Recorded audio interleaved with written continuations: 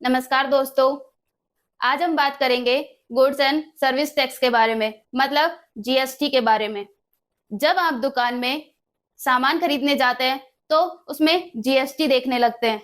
क्या होगा अगर एक झटके में ये जीएसटी स्लैब आधे हो जाएं, मतलब 5%, 18% और कुछ खास चीजों में 40%।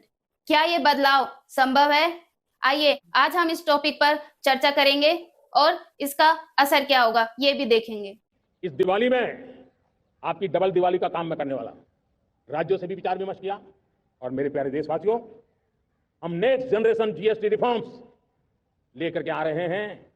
ये दिवाली के अंदर आपके लिए तोहफा बन जाएंगे। सामान्य मानवीय की जरूरतों के टैक्स भारी मात्रा में कम कर दिए जाएंगे। बहुत बड़ी सुविधा बढ़ेगी। हमारे एमएसएमई, हमारे लघु उद्यमी, इनको बहुत बड़ा लाभ मिलेगा। रोजमर्रा की चीजें बहुत सस्ती हो जाएगी और उससे इकोनॉमी को भी एक नया बल मिलने वाला है। अब तक जीएसटी के 4 स्लैब थे, लेकिन ये व्यवस्था बहुत कठिन थी। मतलब अगर किसी पॉपकॉर्न का स्वाद चेंज होता तो 12% से जीएसटी सीधे 18% तक पहुंच जाती थी। अब सरकार ने 2 स्लैब प्रस्ताव किए हैं। 5% जरूरी चीजों के लिए, 18% आम वस्तुओं के लिए व कुछ लग्जरी चीजों के लिए 40% जीएसटी लगाया है। ग्रुप ऑफ मिनिस्टर्स ने इस नए स्लैब को अनएनिमसली स्वीकार लिया है और पहले जो 12% में आती थी वो अब 5% में आएगी और जो 28% में, जैसे कार, टीवी और फ्रिज जैसी बड़ी चीजों पे 18% जीएसटी लगेगा। ये पूरा बदलाव दिवाली से पहले करने की तैयारी है। अब हम जानते हैं इस नई जीएसटी स्लैब से किन किन चीजों पर ज्यादा फर्क पड़ेगा। जैसे ऑटो सेक्टर में पहले कारों पर 28% टैक्स लगता था, लेकिन अब उसको घटाकर 18% करने की संभावना है, जिससे कारें सस्ती हो जाएंगी। और दूसरा है कंज्यूमर गुड्स, जैसे टीवी, फ्रिज, एसी, जो हमारे दैनिक जीवन में यूज होती हैं, उन पर भी काफी असर आएगा।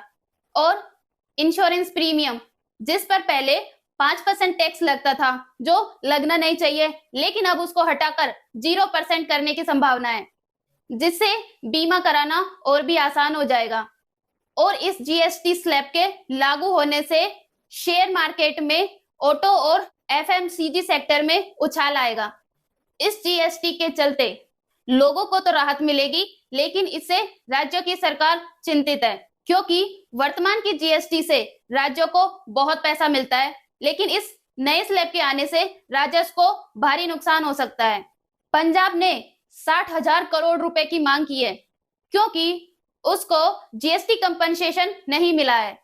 इससे राज्यों का कहना है कि ये बदलाव तो अच्छा है, लेकिन इसमें सेंटर को राज्यों को कुछ पैसे देने होंगे, जिससे उनकी कटौती का हर्जाना मिल सके।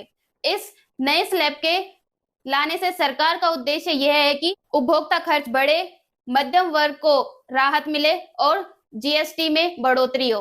अब हर किसी की नजर जीएसटी काउंसिल की अगली मीटिंग और राज्यों के सौदे पर है। लेकिन दोस्तों, जीएसटी 2.0 का पूरा हाल सरल, तेज एवं अभी विवादित है। तो दोस्तों, आपको क्या लगता है, 2 स्लैब से सचमुच सब कुछ सस्ता हो जाएगा और इससे क्या सच में ही राज्यों को कुछ फायदा होगा या नुकसान? कमेंट करें। तो दोस्तों, मिलते हैं नई वीडियो में। थैंक यू, धन्यवाद।